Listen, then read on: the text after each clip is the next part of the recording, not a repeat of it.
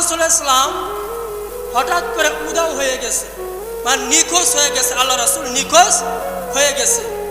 নিখোঁজ হয়ে যাওয়ার পরে 3 দিন ধরে আল্লাহ রাসূলকে পাওয়া যাচ্ছে না। পুরা শহরে হাউমাউ শুরু হয়ে গেল, আমার রাসূল কোথায়, আমার রাসূল কোথায়।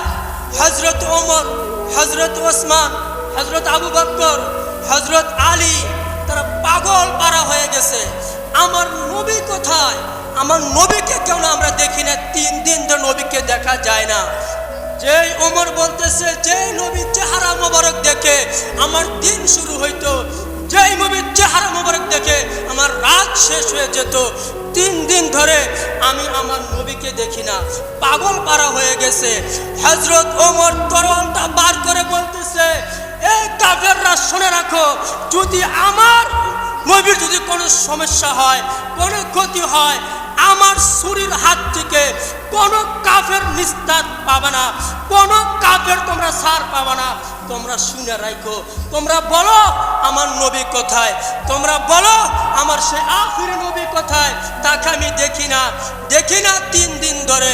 হযরত আলী বলতেছে, আমার নবীকে যদি না পাই, দুনিয়ার মানুষকে আমি আসমানে উঠাবো আর দুনিয়াতে ছাড়বো, আমি যে আল্লাহর সিংহ এটা আমি প্রমাণ করে ছাড়বো।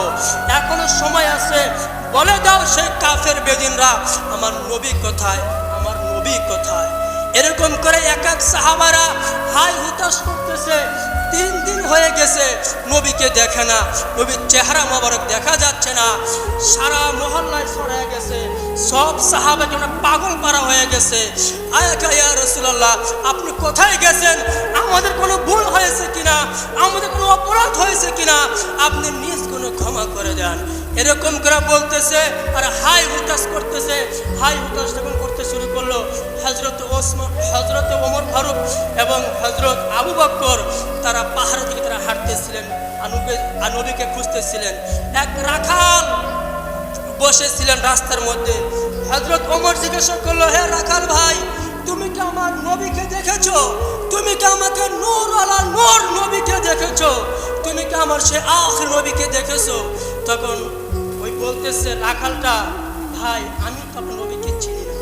তুমি চিনো না যে মক্কা নবীতে আল আমিন উপাধি পেয়েছে, মক্কার উঠে যার জন্য পাগল, যার কারণে হে রাখাল তুমি সৃষ্টি হয়েছে, তোমার গরু ছাগল সৃষ্টি হয়েছে, তাকে তুমি চেনো না, তাকে 3 দিন ধরে খুঁজে পাওয়া যাচ্ছে না। রাখাল ভাই তুমি কিছু কি জানো? রাখাল বলতেছে, আমি জানি না, কিন্তু এই পাহাড়ে গুহায় একটা লোক 3 দিন ধরে কান্নাকাটি করতেছে। কয়দিন ধরে? 3 দিন ধরে। আপনারা একটু তাকে দেখুন, সে নাকি আপনাদের নবী হইলেও হইতে পারে। আমি এখানে 3 দিন ধরে এখানে বসে আছি। ওই লোকটা যখন আসছে 3 দিন আগে, 3 দিন আগে আসার পরে তিনি শুধু 2টা শব্দ খালি উচ্চারণ করে গেছে এবং হাউমাউ করে খালি কান্না। ছাগল গরু উট তারও কান্না করতেছে, মানুষের মতো করে কান্না করতেছে। আমার গরু ছাগলগুলো 3 দিন ধরে খাবার খায় না, খালি কান্না করে, খালি কান্না করে। ওই লোকটা কান্না করে, আমার গরু ছাগলগুলাও কান্না করে, তারা 3 দিন ধরে কোনো খাবার মুখে দেয় না। আপনারা যদি পারেন তাকে নিয়ে যান, আমার গরু ছাগল ধরে 3 দিন ধরে না খায়া রয়েছে। মানুষ আমরা না চিনলেও পশু পাখি চিনে না, চেনে না, চেনে। আপনারা তাকে নিয়ে যান, 3 দিন ধরে আমার গরু ছাগলগুলো অনাহারে আছে। হযরত ওমর বলতেছে, ভাই আবু বকর, আমি নিশ্চিন্ত বলতে পারি এইটাই আমার নবী। সুবহানাল্লাহ, সুবহানাল্লাহ, এইটাই আমার নবী, আর কেউ হতে পারে না। দৌড় করে চলে গেলেন।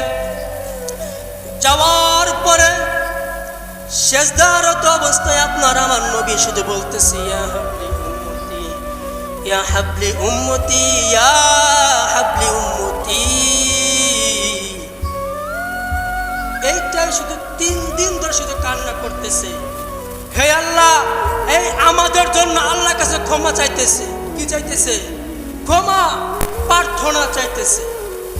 তখন হযরত ওমর জবান মোবারকটা আল্লাহ রাসূলের কানে দিয়ে বলতেছেন, আমি আপনার ওমর, আমি আপনার ওমর, সেই ওমর আপনাকে মারতে এসে আপনার নুরানিময় চেহারা মোবারক দেখে আপনার কদমে আমি লুটে পড়ে গেছি, আমি সেই ওমর। আমি আপনার কাছে আসছি, 3 দিন ধরে আপনাকে আমি দেখি না, 3 দিন ধরে আপনার কথা শুনি না, আপনার নুরানিময় জাবালিময় চেহারা মোবারকটা দেখি না। ইয়া রাসূলুল্লাহ, আপনি একবার চলুন আমাদের সাথে, মাথা মোবারকটা একবার উঠান, দেখুন আমরা আসছি, আপনার জন্য পাগল হয়ে গেছি, আপনি একবার উঠান না মাথা মোবারক। আল্লাহ রাসূল উঠায় না।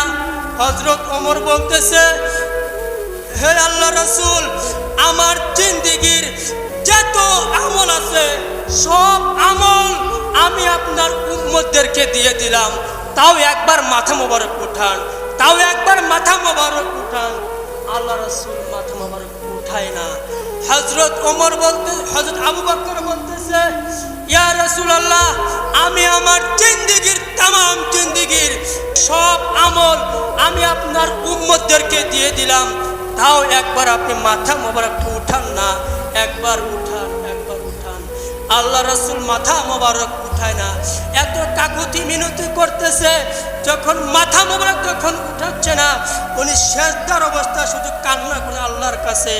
তখন হযরত ওমর বলতেছে, ও ভাই আবু বকর, আমি বুঝতে পারছি আল্লাহ রাসূলের মাথা মোবারক আমরা কেউ উঠাইতে পারবো না, এমন একজন আছে উনি উঠাইতে পারবেন, তিনি হচ্ছেন জাহেরা, তাহেরা, আবেদা, হযরত মা ফাতেমা। সুবহানাল্লাহ, একমাত্র মা ফাতেমাই পারবে আল্লাহ রাসূলের মাথা মোবারকটা উঠাইতে। তখন ওনারা চলে গেলেন। যাওয়ার পরে হযরত আলীর লগে সাক্ষাৎ। হযরত আলী বলতেছে, কই আমার নবী কোথায়? তিনি বলতেছেন, হযরত ওমর বলতেছেন, আল্লাহ রাসূলকে পাওয়া গেছে, কিন্তু আমরা আনতে পারতেছি না, একমাত্র আমার নবীকে আনতে পারে হযরত মা ফাতেমা, একবার তুমি ডাক দাও না মা ফাতেমাকে। ডাক দিয়ে নিয়ে যাওয়া হলো।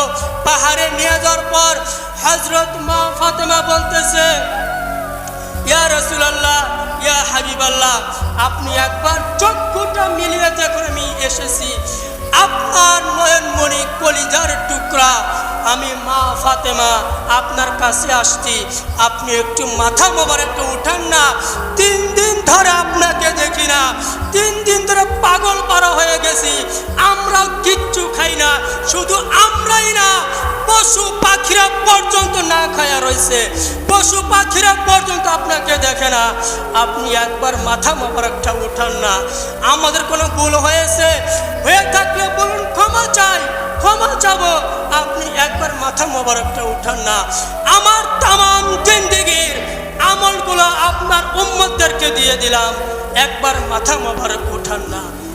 নবীজি মাথা মোবারক উঠাচ্ছেন না, তিনি সেজদায় পড়ে রয়েছেন।